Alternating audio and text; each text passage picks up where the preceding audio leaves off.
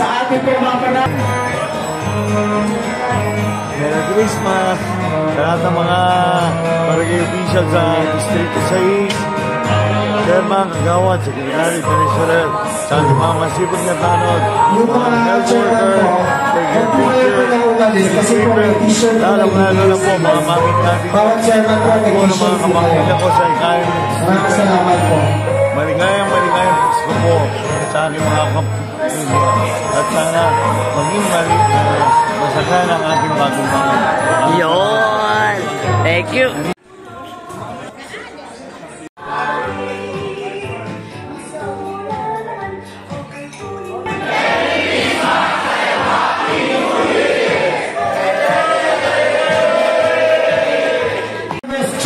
Na magpapaganda ng Maynila. Maraming po salamat at wala pa po na uli dahil tuloy-tuloy pa po ang ating pong paraffol ngayong hapon na ito. Salamat sa ating tagapagpakilala, sa ating mga kasamahan sa paglilingkod sa bayan. Good morning! Good morning! And good afternoon. Maraming salamat sa inyo at nagkasama-sama tayo ngayong araw na ito. Inanyayahan nyo kami ni Chi. Nandito ang ating Your Miss Choice. Nakita nyo naman. Si Noy talak pa may puro ngayon. Bumangon pa. Dito si Lubiloso, Elmer Pan, Ed Marasigan, Christian Joyoy, Tom Mercado, Caloy Bonter Castañeda. Siyempre isa natin. 1, 2, 3. Ay, anim na pala. Ito pala. Si Congressman Joey Uy. So anyway, kami nakibati lang dito sa inyong party. But I would like to share my wish, our wish for each and every one. One, Merry Christmas. I hope it's going to be merry to each and every families in the city of Manila, in the country, and in the world. Especially in the world wherein everyone medyo masalimuot ang mundo ngayon. Maraming gera, maraming gulo, and so on and so forth. People are suffering all over.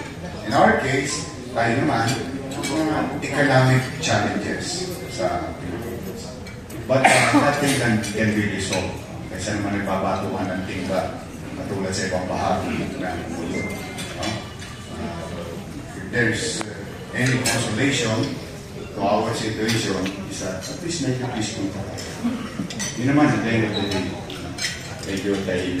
So that's why I wish, and hopefully that this will be a Merry Christmas to humanity, to the world, to the country, and to our city, and to your barangay.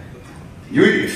New Year is nag-aantay sa atin ang bagong sikat ng araw. Yeah.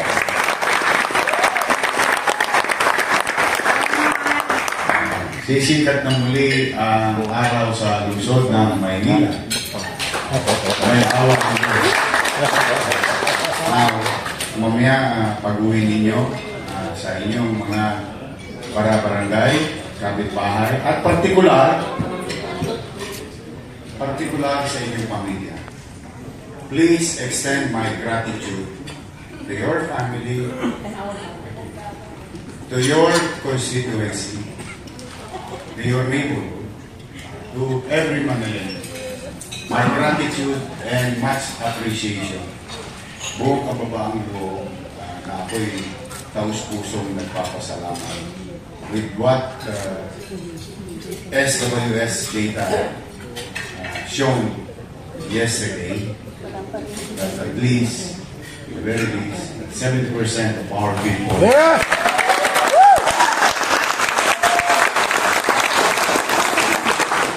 I am humbled and with all gratitude, please extend it to your family and friends. Maraming salamat. 146 days to go. Lapit na. Kunti na lang. Yawa ang Diyos. Babalik na rin ang sigla.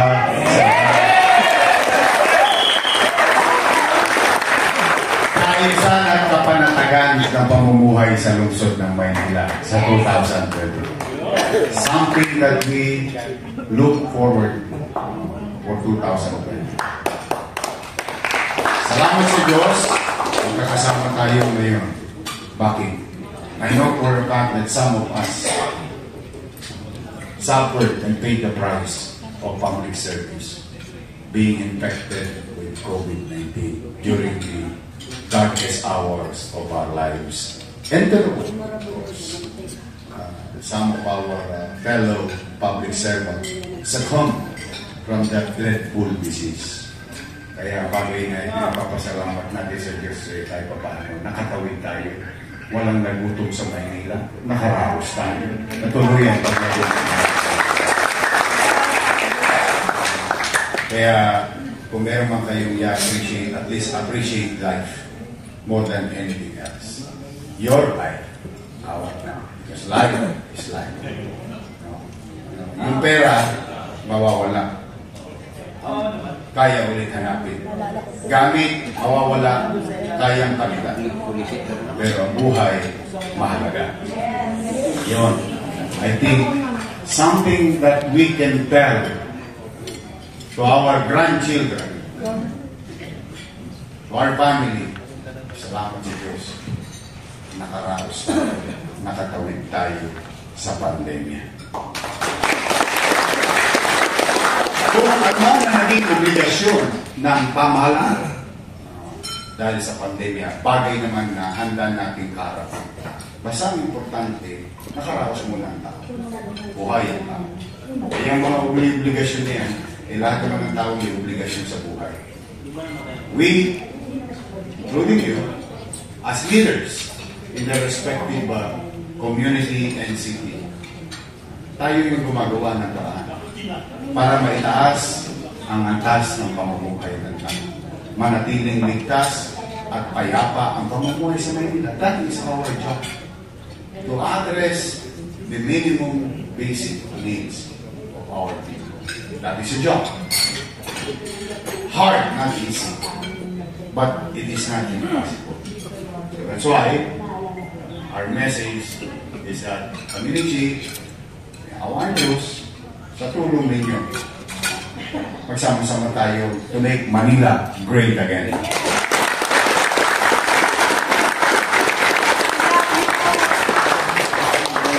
It's going to be hard because the way I look at it from the outside, but later on we will know.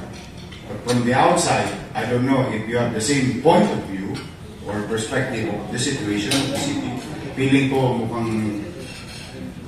mukhang wasak na ulit yung administrative part and fiscal part of the government. Mukhang, I have a gut feeling na masama na ulit ang sitwasyon. Kung sino nagpabaya, bahala ng taong bayan ang maguska. But the fact will remain. Ang mukhang very challenging. Sino nagpabaya, bahala na city ang government. Yun. But again, it's a matter of, please, a level of assurance to each and every one of your constituency. Huwag kayo maglala. Nagawa nga dati natin. Kaya natin gawin ulit.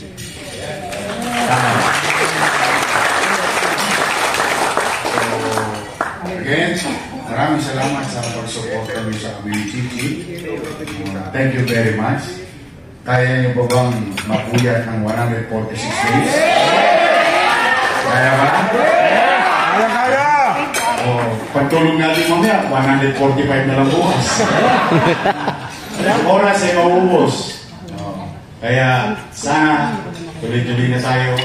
Huwag nyo na haluan yung buong your best choice. Sama-sama na tayo. Hindi siya madali, pero hindi siya imposible. Bakit? Nagawa na ng 6 district yan dati, 9-0. Nagawa niya na yan. I would like to remind your ability and your capacity to do such things, such hard tasks. But again, nagawa niya na dati, kaya niyo ulit gawin susunod. Your next choice is straight. I believe in you. You've shown me that before. And kaya ulitin yan. So for the meantime, let's enjoy the holidays. Spend time with your family. Spend time with your constituency. Of course, kung mahal mo ang kapwa mo, sinabi rin ng Diyos, mahalin mo din ang sarili mo. Ibig sabihin, alagaan mo din ang pangangatawa mo. Kaya dapat umabot kayo ng Mayo.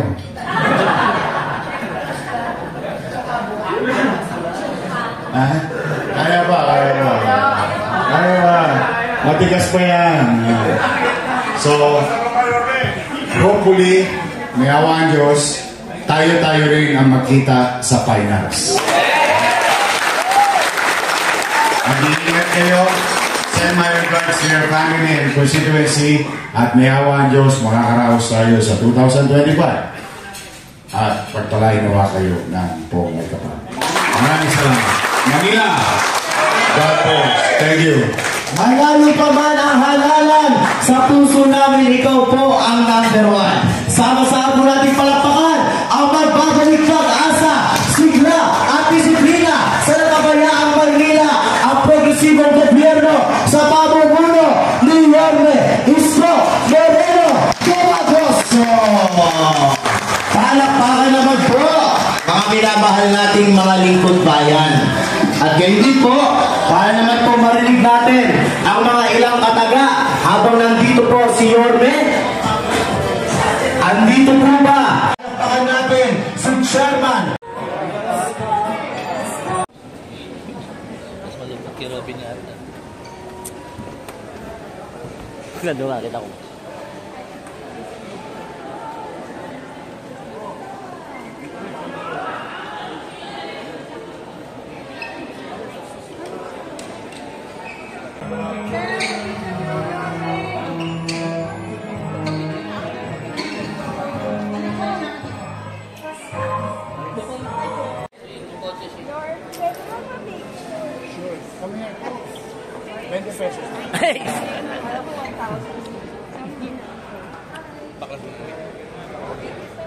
You're welcome. Sure.